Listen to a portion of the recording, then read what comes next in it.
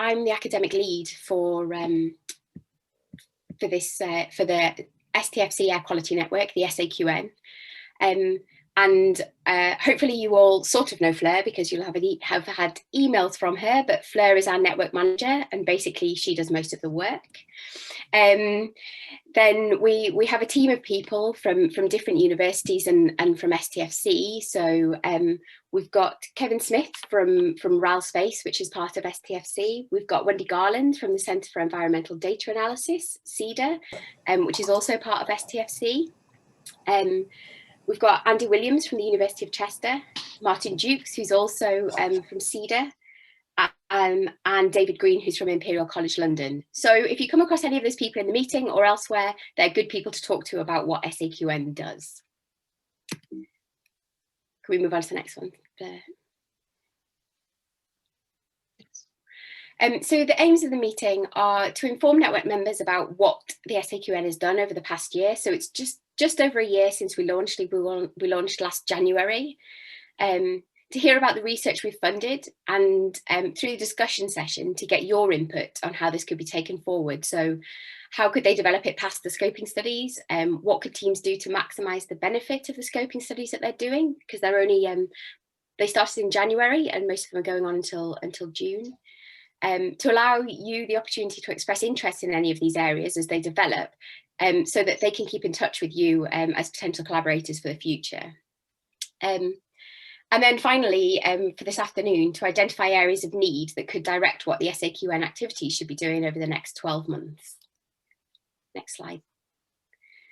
So just very, very briefly, what is the SAQN? It was funded under the Science and Technology Facilities Council 21st Century Challenge Network Plus funding stream. So it pretty much says it all in the title. It was focused around 21st century challenges, so challenge-led, and Network Plus because it's not just about networking, but it also funds small research projects. One of the key points about it is that it needed to address user needs. So whether that be government, industry, or in this case, because it's about applying STFC capabilities, it could be the needs of other research communities that are not STFC. And one of its core aims is to create multidisciplinary communities. On the right-hand side are just some examples of the others. That's all right. Sorry, my fault. All right, go on to the next one, that's fine. And so the headline aim for the SAQN is to bring together research, industry and policy to address air quality challenges. Obviously, industry and policy to tell us what they feel are the big challenges in their areas, and researchers from across communities. So we want to try and make sure that we've got people involved, not just from the natural science air quality community, but actually across all sorts of communities that are working on air quality research or air quality relevant research. Next one. So under that aim, what we hope to do is to create a multidisciplinary community to exploit the untapped potential of STFC capabilities to address air quality challenges that we identify. And the way that we plan to go about that is through engagement with industry and government. So both ourselves as the leads of the network, but actually to enable you as our members to engage with industry and government, to find out what their challenges are and to see where your research has a role. To try and initiate lasting collaborations, new collaborations, with the core being that has to involve STFC. And in order to do that, we felt that one of the key things that we need to do is to increase awareness of what the STFC capabilities are. So we aim to do this through our website.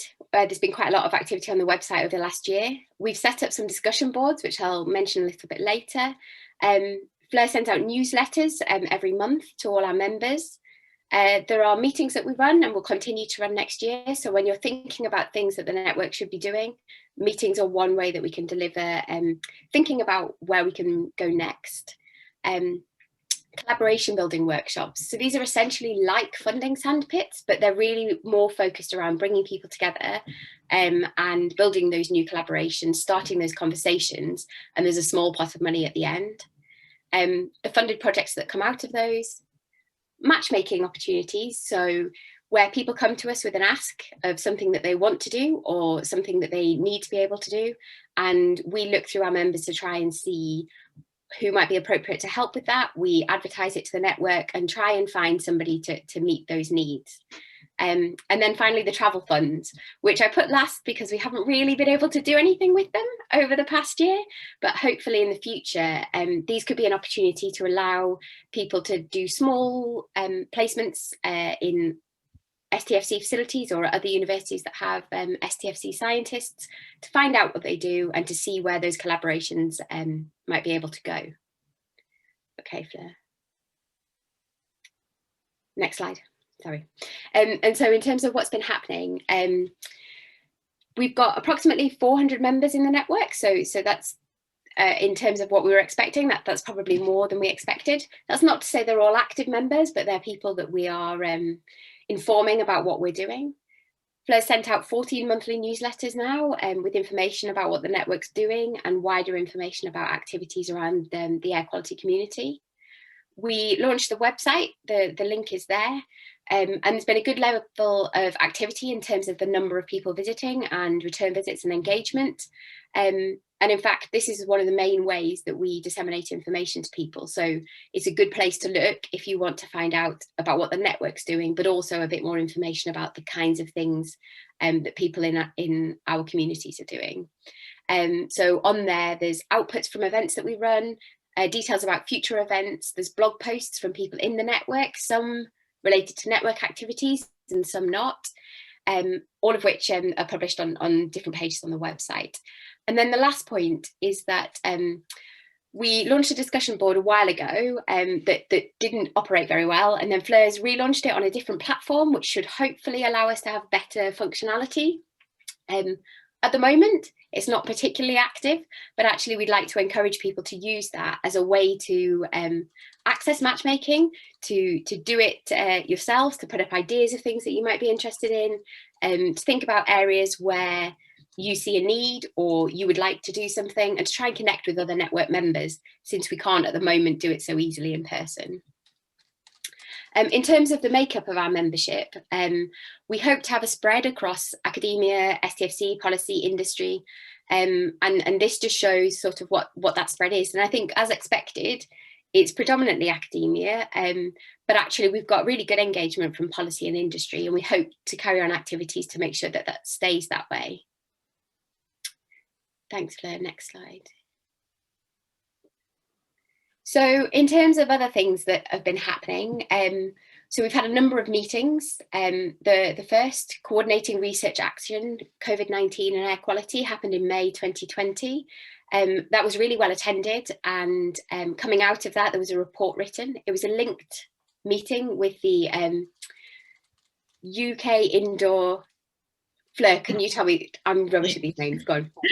UK Indoor Environments Group and SAQN UK Air Quality Network UK. Yeah, so it was a joint meeting with both of those, and a joint report that came out of that, which was published in September. And actually, information about that meeting went into the UKRI response to the EFRA committee, which is the Environment, Food and Rural Affairs Committee inquiry around air quality, which was reopened and reassessed in September 2020. Then following that, we had, more recently, we had a meeting on social research and air quality, which was looking at actually is there a role for STFC in the more social side of air quality research? And if so, what is it? Where could they be helpful?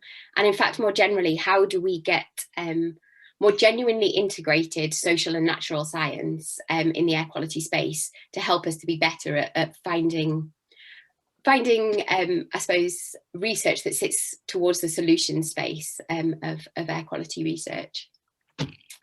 And then just last week, we did a presentation to the Environmental Industries Commission as one of our activities to try and include industry in what we're doing and to find out what their needs are. That was to their air quality interest group. Next slide. We've also run a couple of workshops. So our first collaboration building workshop was run in November last year. Again, this was something which really met one of the needs that came out of our launch meeting, which was that we needed to have some activities and some ways to foster engagement from the early career researchers and to ensure that we were supporting them. And I think this was a real success from that point of view. It was also a real success from the point of view that it was planned to be in person, but obviously that couldn't happen. So huge effort from Fleur and our facilitator who was with us on the day, because they put in a huge amount of effort to try and make this work over 2 weeks with short sessions with the people involved.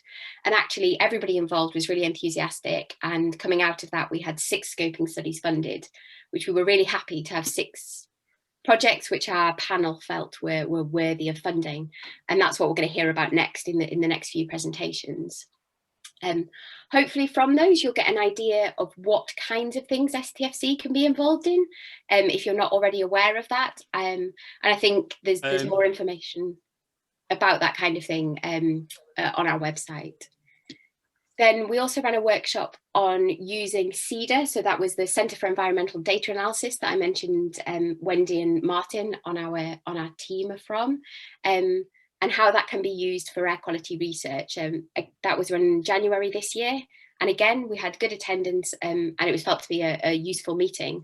We're interested still in where there's a need for other workshops like this in terms of how we use this data repository and the computing facilities associated with it. So if you've got ideas of where you think there's a need in the air quality space, then do let us know and we can have a think about what we can do there. Coming out of the collaboration building workshops, as I said, we had 6 studies funded, that all of them involved new collaborations with STFC, but also new collaborations between different air quality researchers who hadn't worked together before.